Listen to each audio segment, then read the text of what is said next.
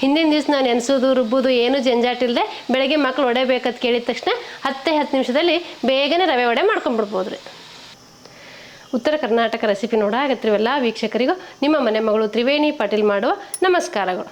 ನಾನಿವತ್ತು ಬೆಳಗಿನ ನಾಷ್ಟಕ್ಕೆ ಒಂದು ವಡೆ ಮಾಡಿ ತೋರಿಸ್ತೀನಿ ರೀ. ಆ ವಡೆ ಹೆಂಗೆ ಮಾಡೋದಂತೆ ನೋಡ್ಕೊಂಬರೋಣ ಬರ್ರಿ. ಮೊದಲೇದಾಗಿ ಒಂದು ಪಾತ್ರೆ ತೊಗೊಂಡೇನಿ ರೀ. ಇದು ಒಂದು ಪಾತ್ರೆ ಇಡ್ತೀನಿ. ಇದಕ್ಕೆ ನಾನು 2 ಕಪ್ ನೀರು ಹಾಕ್ಕೋತೀನಿ ನೋಡಿರಿ. ನೀವು ಯಾವುದೇ ಪದಾರ್ಥ ಮಾಡುವಾಗ ಅಳತೆ ಮುಖ್ಯ ರೀ. ಈಗ ನಾನು 1 ಕಪ್ ರವೆ ತೊಗೊಂಡಿನಿ, ಹಾಗಾಗಿ 2 ಕಪ್ ನೀರು ಹಾಕ್ಕೋತೀನಿ. ನೀವು ಯಾವ ಕಪ್ಲೆ ರವೆ ತೊಗೊಂಡಿರ್ತಿರಲ್ಲ ಅದೇ ಕಪ್ಪಲ್ಲಿ 2 ಕಪ್ ನೀರು ಹಾಕ್ಕೋಬೇಕ್ರಿ. 1 ಕಪ್ಪಿಗೆ 2 ಕಪ್ ನೀರು ಬೇಕಾಗುತ್ತೆ ರೀ. ಈ ನೀರು ಬಿಸಿ ಆಗಲ್ಲ ರೀ. ನಾನು ರುಚಿಗೆ ತಕ್ಕಷ್ಟು ಉಪ್ಪು ಹಾಕ್ಕೋತೀನಿ ನೋಡಿರಿ. ನೀವು ಎಣ್ಣೆ ತುಪ್ಪ ಬೆಣ್ಣೆ ಯಾವುದಾದ್ರೂ ಹಾಕ್ಕೋಬೋದು ರೀ. ನಾನು 1 ಸ್ಪೂನ ತುಪ್ಪ ಹಾಕ್ಕೊಳಕತ್ತೀನಿ ನೋಡಿರಿ. ಈಗ ನೋಡಿರಿ ನಾವು ಉಪ್ಪು ತುಪ್ಪ ಹಾಕ್ಕೊಂಡೇ ಇದು ಮಿಕ್ಸ್ ಮಾಡ್ಕೋತೀನಿ ರೀ. ನೀರಿನ ಜೊತೆಗೆ ಮಿಕ್ಸ್ ಆಗ್ಬೇಕು ರೀ. ಈಗ ಇವು ನೀರು ಕಾಯ್ದಾವು. ನಾವು 1 ಕಪ್ ರವೆ ಏನು ತೊಗೊಂಡ್ನಲ್ರಿ ಅವು ಹಾಕ್ಕೋತೀನಿ ರೀ. ನಿಮ್ಮ ವಿಡಿಯೋದ ನೋಡಿದ್ರೆ ಗೊತ್ತಾಗ್ತಿರ್ಬೇಕು ರೀ. ನೀರು ಕುದಿಯಾಕತ್ತಾವು. ಈಗ ನಾನು ಕುದಿ ನೀರಿಗೆ 1 ಕಪ್ ರವೆ ಹಾಕ್ಕೋತೀನಿ ರೀ. ನಾನು ಮೀಡಿಯಮ್ ರವೆ ತೊಗೊಂಡೇನಿ ರೀ. ನೀವು ಯಾವ ರವೆ ಅಂತ ಕೇಳ್ತಿರ್ತೀರಿ. ನಾನು ಮೀಡಿಯಮ್ ರವೆ ತೊಗೊಂಡೇನಿ ನೋಡಿರಿ. ನಾರ್ಮಲಾಗಿ ನೀವು ಉಪ್ಪಿಟ್ಟು ಮಾಡ್ತಿರಲ್ರಿ, ಉಪ್ಪಿಟ್ಟು ಮಾಡೋ ರವೆ, ಉಂಡಿ ರವೆ, ಮೀಡಿಯಮ್ ರವೆ ಅಂತಾರೆ. ನೀವು ನೋಡ್ಕೊಂಡು ಮಾಡ್ಕೋಬೋದು ರೀ. ಈಗ ನೋಡಿರಿ ಗಂಟಿಲ್ದಂಗೆ ಚಲೋ ಹೊತ್ತಿನಾಗ ಮಿಕ್ಸ್ ಮಾಡ್ಕೋಬೇಕ್ರಿ. ನೀವು ರವೆ ಹಾಕಿದ ತಕ್ಷಣ ಹಿಂಗೆ ಚಲೋ ಹೊತ್ತಿನಾಗ ಮಿಕ್ಸ್ ಮಾಡ್ಕೊಂಡ್ರೆ ಅಂದ್ರೆ ಅದು ಗಂಟಾಗಲ್ಲ ರೀ.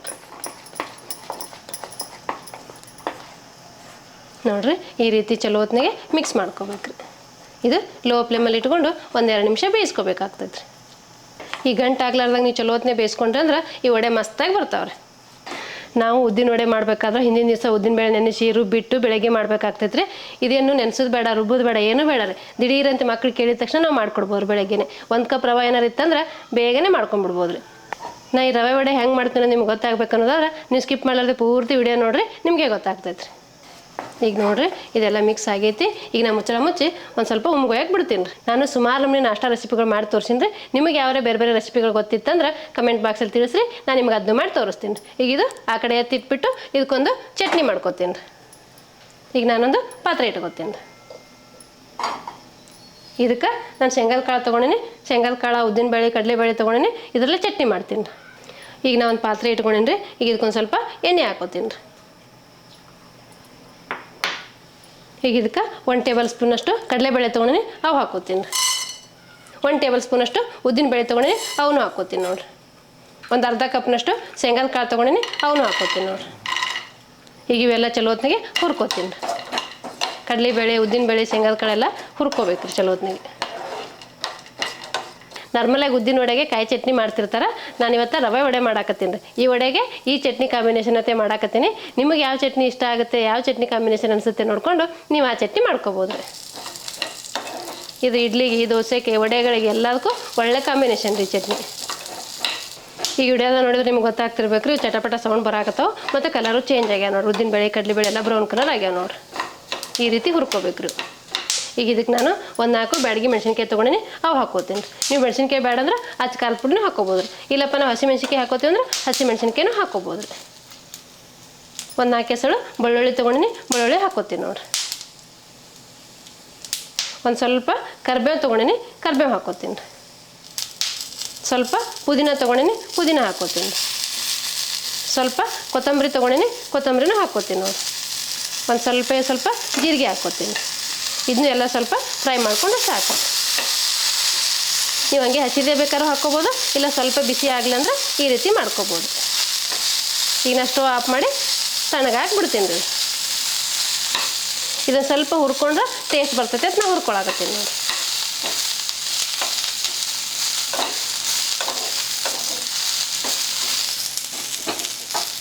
ಇದು ಸ್ಟವ್ ಆಫ್ ಮಾಡಿ ತಣ್ಣಗಾಗಿ ಬಿಡ್ತೀನಿ. ತಣ್ಣಗಾದ ನಂತರ ಮಿಕ್ಸಿ ಜಾರಿಗೆ ಹಾಕಿ ರುಬ್ಕೋತೀನಿ.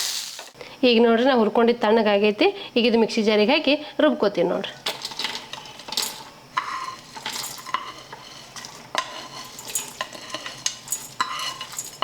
ನಾನು ಒಂದು ಸ್ವಲ್ಪ ಉದ್ದಿನಬೇಳೆ ಕೆಂಪಾಗ್ಯಾವ, ನೀವು ನೋಡ್ಕೊಂಡು ಹುರ್ಕೋಬೇಕಾಗ್ತೈತೆ ರೀ. ಒಂದು ಸ್ವಲ್ಪ ಹುಣಸೆ ಹಣ್ಣು ಹಾಕ್ಕೋತೀನಿ ನೋಡ್ರಿ. ಇದಕ್ಕೆ ರುಚಿಗೆ ತಕ್ಕಷ್ಟು ಉಪ್ಪು ಹಾಕ್ಕೋತೀನಿ ರೀ. ನೀವು ಮುಚ್ಚಳ ಮುಚ್ಚಿ ಇದು ನುಣ್ಣಗೆ ರುಬ್ಕೋಬೇಕ್ರಿ. ಆಮೇಲೆ ಸ್ವಲ್ಪ ನೀರು ಹಾಕೊಂಡು ರುಬ್ಕೋತೀನಿ ರೀ.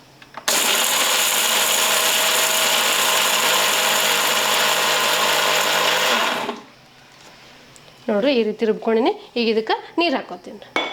ನಿಮ್ಗೆ ಎಷ್ಟು ಅಳಕ್ಕೆ ಬೇಕು, ಎಷ್ಟು ಗಟ್ಟಿ ಬೇಕು ನೋಡಿಕೊಂಡು ನೀವು ನೀರು ಹಾಕೋರಿ.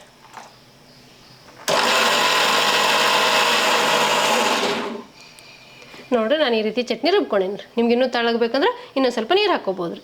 ಇದು ವಡೆ ಆಗಿರೋದ್ರಿಂದ ಸ್ವಲ್ಪ ಗಟ್ಟಿದ್ರೆ ಒಳ್ಳೇದ್ರಿ. ಈಗ ನಾ 2 ನಿಮಿಷ ಉಮ್ಗೊಯ್ಯಕ್ಕೆ ಬಿಟ್ಟಿದ್ನಲ್ರಿ, ಇದು ಉಮ್ಗೊಯ್ದೈತಿ. ಈಗ ತಣ್ಣಗಾದ್ರೆ ಕೈಲೇ ಮುಟ್ಟಕ್ಕೆ ಬಂದ್ರೆ ಸಾಕ್ರಿ. ಸ್ವಲ್ಪ ತಣ್ಣಗಾಗೈತಿ. ಈಗ ನಾನು ನಾದ್ಕೋತೀನಿ ನೋಡಿರಿ. ನೀವು ಇದರಲ್ಲಿ ಆದರೂ ನಾದ್ಕೋಬೋದು, ಇಲ್ಲ ಒಂದು ಪರಾತಿಗೆ ಹಾಕ್ಕೊಂಡಾದ್ರೂ ನಾದ್ಕೋಬೋದು ರೀ. ಈಗ ನಾನು ಒಂದು ಪರಾತಿಗೆ ಹಾಕ್ಕೋತೀನಿ ನೋಡಿರಿ. ಪೂರ್ತಿ ತಣ್ಣಗಾಗ್ಬೇಕತ್ತೇನಿಲ್ಲ ರೀ, ನಮ್ಮ ಕೈಲೇ ಮುಟ್ಟಕ್ಕೆ ಬಂದ್ರೆ ಸಾಕ್ರಿ. ನೋಡಿರಿ ಈ ರೀತಿ ಚಲೋ ಹೊತ್ನಾಗೆ ಕಲಿಸ್ಕೋಬೇಕ್ರಿ. ಇದು ಎಷ್ಟು ಹದವಾಗಿ ಬಂದೈತೆ ನೋಡಿರಿ. ಒಂದು ಹಿಟ್ಟು ಗಂಟಿಲ್ಲ, ಎಷ್ಟು ಮಸ್ತಾಗಿ ಬಂದೈತೆ ನೋಡಿರಿ ಹಿಟ್ಟು. ಈಗ ಇದೊಂದು ಸ್ವಲ್ಪ ಮೆತ್ತಗೈತಿ. ನಾ ಇದಕ್ಕೊಂದು ಸ್ವಲ್ಪ ಅಕ್ಕಿ ಹಿಟ್ಟು ಹಾಕೋ. ಈಗ ನೀವು ಹಾಗೆ ಮಾಡೋದಾದ್ರೆ ಹಾಗೆ ಮಾಡ್ಕೊರಿ, ಇಲ್ಲ ಬೈಂಡಿಂಗಿಗೋಸ್ಕರ ಸ್ವಲ್ಪ ಅಕ್ಕಿ ಹಿಟ್ಟು ಹಾಕೋತಿದ್ರೆ 1 ಸ್ಪೂನಷ್ಟು ಅಕ್ಕಿ ಹಿಟ್ಟು ಹಾಕೋರಿ.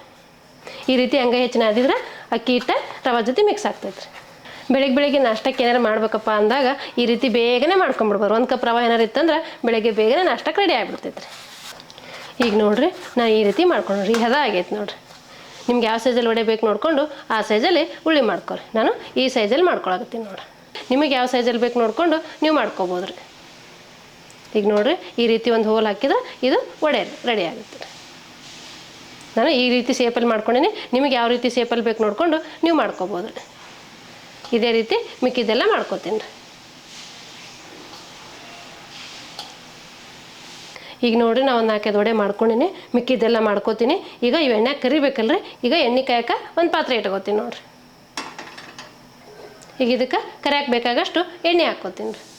ಇವು ಮುಳುಗುವಷ್ಟು ಎಣ್ಣೆ ಹಾಕ್ಕೊಂಡ್ರೆ ಸಾಕ್ರಿ. ಇದು ಎಣ್ಣೆ ಬಿಸಿ ಆಗಲ್ರಿ. ಈಗ ನೋಡಿರಿ ಎಣ್ಣೆ ಕಾಯ್ದೈತಿ. ನಾ ಮಾಡ್ಕೊಂಡಿರೋ ವಡೆ ಬಿಡ್ತೀನಿ ನೋಡಿರಿ. ನಾವು ಒಂದು 4-5 ಬಿಡ್ತೀನಿ ರೀ. ನಿಮ್ಮ ಪಾತ್ರೆ ಒಳಗೆ ಎಷ್ಟು ಹಿಡಿತಾವೆ ನೋಡಿಕೊಂಡು ನೀವು ಬಿಡ್ರಿ.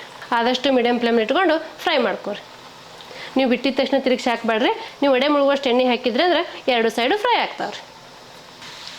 ಹಿಂದಿನ ದಿವಸ ನಾನು ನೆನೆಸೋದು ರುಬ್ಬೋದು ಏನು ಜಂಜಾಟ ಇಲ್ಲದೆ ಬೆಳಗ್ಗೆ ಮಕ್ಳು ವಡೆ ಬೇಕಂತ ಕೇಳಿದ ತಕ್ಷಣ 10 ನಿಮಿಷದಲ್ಲಿ ಬೇಗನೆ ರವೆ ವಡೆ ಮಾಡ್ಕೊಂಡ್ಬಿಡ್ಬೋದು ರೀ. ಹಿಂದಿನ ದಿವಸ ನೆನೆಸ್ಬೇಕು ರುಬ್ಬೇಕು ಅನ್ನೋ ಜಂಜಾಟ ಇಲ್ಲ ರೀ. ಇದು ದಿಢೀರಾಗೆ ಮಾಡ್ಕೊಳ್ಳೋಂಥ ವಡೆ ರೀ. ಪ್ರತಿದಿನ ಬೆಳಗಿನ ನಾಷ್ಟಕ್ಕೆ ನಾವು ಏನಾದರೂ ಒಂದು ಮಾಡ್ತಾನೆ ಇರ್ತೀವಿ ರೀ. ಅವಲಕ್ಕಿ ಉಪ್ಪಿಟ್ಟು ಮಾಡಿ ಬೇಜಾರಾದಾಗ ಈ ರೀತಿ ಒಂದು ಬೆಳಗಿನ ನಾಷ್ಟಕ್ಕೆ ಪಟ್ಟತ್ತು ವಡೆ ಮಾಡ್ಕೊಂಡ್ಬಿಡ್ಬೋದು ರೀ. ಈಗ ನೋಡಿರಿ ಗೋಲ್ಡನ್ ಬ್ರೌನ್ ಕಲರ್ ಬಂದಾವು. ನಾನೀಗ ತಕ್ಕೋತೀನಿ ನೋಡಿ. ಈ ರೀತಿ ಫ್ರೈ ಮಾಡ್ಕೋಬೇಕು. ನಿಮ್ಗೆ ಎಷ್ಟು ಕಲರ್ ಬೇಕು ನೋಡಿಕೊಂಡು ನೀವು ಫ್ರೈ ಮಾಡ್ಕೊರಿ.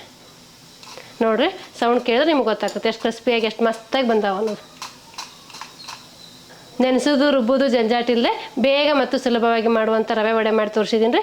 ಈಗ ನಾ ವಡೆ ಏನು ಮಾಡಿನಲ್ರಿ ಅವು ಸರ್ವ್ ಮಾಡ್ತೀನಿ ನೋಡಿರಿ. ನಾ ಈಗ ಒಂದು ಸ್ವಲ್ಪ ಮಾಡ್ಕೊಂಡಿನಿ ರೀ. ಮಿಕ್ಕಿದ್ದೆಲ್ಲ ಆಮೇಲೆ ಮಾಡ್ಕೊತೀನಿ ರೀ. ಈಗ ನಾನು ಶೇಂಗಾ ಕಡಲೆಬೇಳೆ ಉದ್ದಿನಬೇಳೆ ಹಾಕಿ ಚಟ್ನಿ ಮಾಡ್ಕೊಂಡಿನಿ.